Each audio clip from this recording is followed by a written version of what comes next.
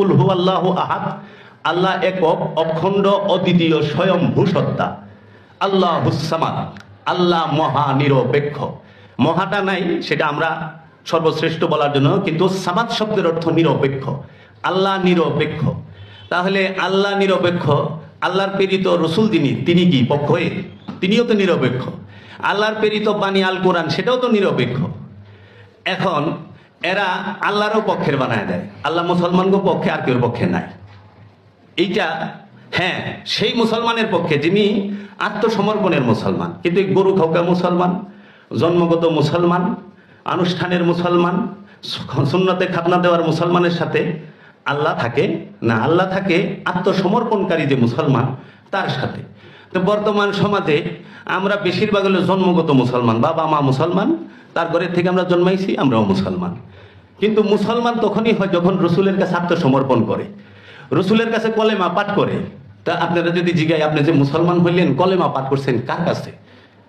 কয় আমাকে মক্তবের হুজুরের কাছে। তা আল্লাহ তো হুজুরের কাছে কলেমা পড়তে কয় নাই, কয় মা বাপাই পড়াইছে, মাদ্রাসায় পড়ছি, বইয়ের থেকে পড়ছি, বইয়ের থেকে, মাদ্রাসার থেকে, মৌলবী সাহেবের কাছ থেকে, মক্তবের কাছ থেকে কলেমা পাঠ করার কথা আল্লাহ বলে নাই। আল্লাহ বলছে তুমি আমার প্রেরিত রসুলের কাছে তুমি কলেমা পাঠ করো। তাই আল্লাহ কোরআনে সূরা ইব্রাহিমের 4 নম্বর আয়াতে বলছেন, আমি প্রত্যেক জাতিতে, প্রত্যেক ভাষায় আমার রসুল প্রেরণ করেছি, আমার রসুল প্রেরণ করেছি আমার নিদর্শন সমূহকে বর্ণনা করার জন্য। পৃথিবীতে যত জাতি আছে, যত ভাষা আছে, প্রত্যেক জাতিতে, প্রত্যেক ভাষায় আল্লাহ রসুল প্রেরণ করেছেন, এবং সেই রসুল চলমান, বহমান, সে সর্বক্ষণ প্রেজেন্ট। তার কাছে যায়া রবের এই দিদারের, আত্মশুদ্ধির, নিজেকে চেনার, জানার শিক্ষা অর্জন করতে হবে। সেই ইসলামকে স্বার্থের জন্য বাদ দিয়া এখন কি করতেছে? আপনার পুঁজিবাদী ইসলাম, বস্তুবাদী ইসলাম, শৈলিক ধর্ম, সেটা পালন করতেছে। শুধু অনুষ্ঠান আর অনুষ্ঠান, অনুষ্ঠান আর অনুষ্ঠান। কিন্তু অনুষ্ঠানটা যে মূলকে দেখাবার জন্য, সেটা সে মানতেই চায় না। মূলকে পরিচয় করাই দিবার জন্য অনুষ্ঠান। এখন ঢোল বাজাইলে আরেকজনে কয় যে আমরা এখন নামাজ পড়ুম, ঢোল বাজান যাইব না আপনার মন্দিরে।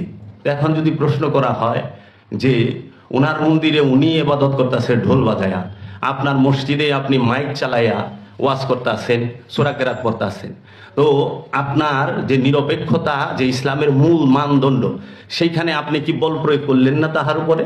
যে আমি যখন নামাজ পড়ুম তুমি তখন ঢোল বাজায় পারবা না, আর ঢোল আলায় যদি বলে আমি যখন ঢোল বাজাবো তখন তুমি মাইক বাজায় পারবা না, এইটি তো বল প্রয়োগ। এই নিরপেক্ষ কথা বলে কি বাঁচতে দিবে আপনাকে? আমি তো দেখছি বাঁচতে দিবে না। কারণ এরা খুব ভয়ানক, এরা ইসলামকে মোটেও অনুসরণ করে না। এরা হইল শক্তি, ক্ষমতা এবং স্বার্থের পূজা করে। এই জন্য শক্তির পূজারী কখনোই প্রেমের পূজারীকে মেনে নেয় না, মেনে নেবার কথাও না, মেনে নেবেও না। কারণ শক্তির পূজারী সে সবসময় দুনিয়াতে কিছু পেতে চায়, প্রেমের পূজারী সে স্বেচ্ছায় সব কিছু হারাইতে চায়।